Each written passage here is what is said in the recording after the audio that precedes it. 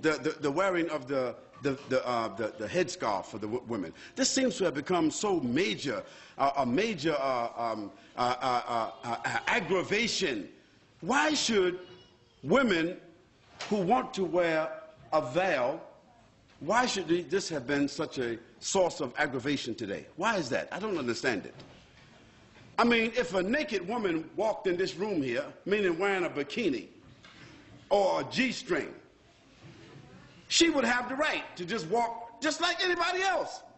If a woman came down here and she was wearing a G-string and walked right across here and went back upstairs and came down, matter of fact, there was 2 or 3 of them, we would be like, whoa. What's going on here? But we couldn't say anything because it is accepted in the society for a woman to wear this in public. And there are some beaches in this country and some places in this country where you got some people call themselves naturalists. You know what they are. I don't have to tell you. That is, they believe that they should just walk around all the time naked. Now that we can't make a judgment call because according to legislation, the naturalists have a right. There's a man that was running across the whole UK for 3 months. Can you imagine that? 3 months with nothing but a hat and a pair of boots on. I mean, he's running. Can you imagine a man running through a village? Nothing but a hat and a pair of boots on. Because he's a naturalist and these are his constitutional rights. And for 3 months, nobody could say anything about it. Well, I say that in a society where people are allowed to express themselves that way, why should there be a problem about Muslim women, whether in the schools or otherwise, choosing the preference to cover their heads or to cover their bodies with loose garments? Why should there be such an uproar? Why is there the need for the media to assault and say Muslims want to take over our society and Muslims want to impose their values upon us and so forth? But I want to remind them that until 15 or 20 years ago, the nuns in the church, in the Catholic Church, they had to wear it. Is it right or wrong? And just recently, the Catholic Church has relaxed the uniform codes of the nuns where they can show a little cleavage. They can now wear a little bit, you know, put the cross right there in the middle. They don't have to wear a headpiece anymore, and they can show a little bit of thigh. Well, that's their right. We can't say anything about that. But when I went to church, to the Catholic Church, when I was 17 years old, all the nuns were looking like the sisters are looking today. So society has changed, but why should our values have to change?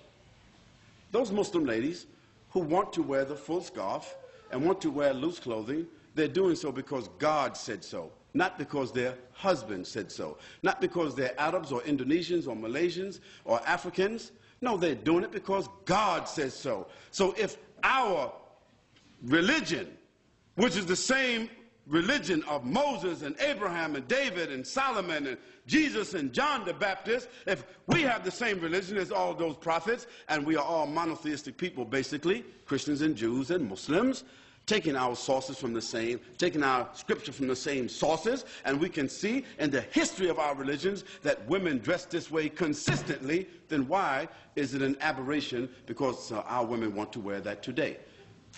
What do they want our women to do? Do they want our women to take off their head scarves and all put on G-strings? Would that be sad? Or now y'all all the same, now it's okay. No, we say it's not okay. And we say, as Muslims, we have the right to preserve what we consider to be decent and dignified clothing and apparel and appearance. And we think that we are fortifying. We think that we are making a good moral contribution. We think that we are doing something that will support the morals, the principles and the status of women in this society. We say that's what we think we're doing.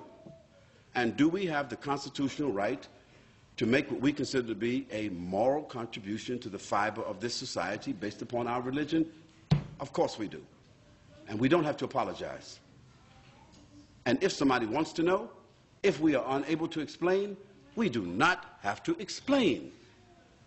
But what we should do is, the people of the media, or the people of government who feel that they don't understand what's going on, we should send them to people who are qualified to expound upon this issue in a dignified, educated way, so that people would not think somehow or another that all these women who are wearing these scarves got an AK-47 underneath their scarves, or they got a bomb, they coming inside somewhere with a bomb. You know, stereotypes. But the issue is, we Muslims, the Muslim ladies in particular, you do not have to explain to anybody why you are dressed the way you are dressing. Just like others who are undressed do not have to explain to anybody why they are undressed.